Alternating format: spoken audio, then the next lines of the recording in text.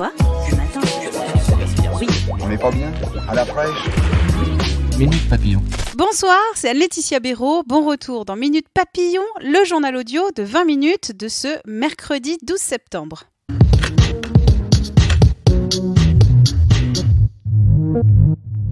Le Parlement européen tape sur les doigts de la Hongrie.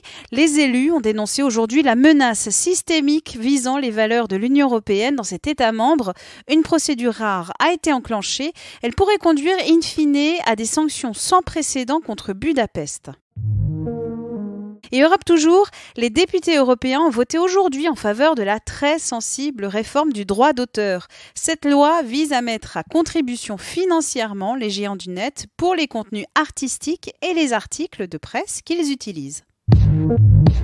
Le chanteur Rachita est mort cette nuit, il avait 59 ans.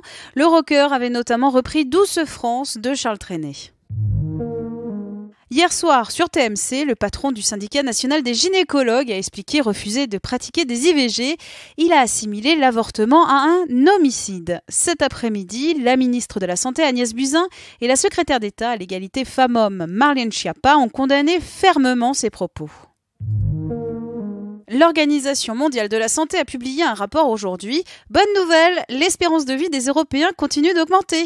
Mauvaise nouvelle, l'obésité et le surpoids d'une proportion croissante de la population risquent d'inverser cette tendance.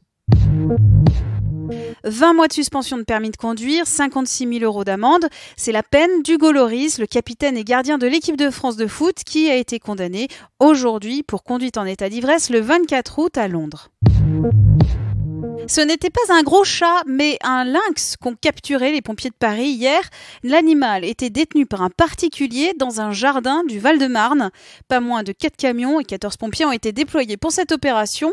Le lynx a été conduit dans une structure spécialisée. Minute Papillon, je vous donne rendez-vous demain, 12h20, avec de nouvelles infos.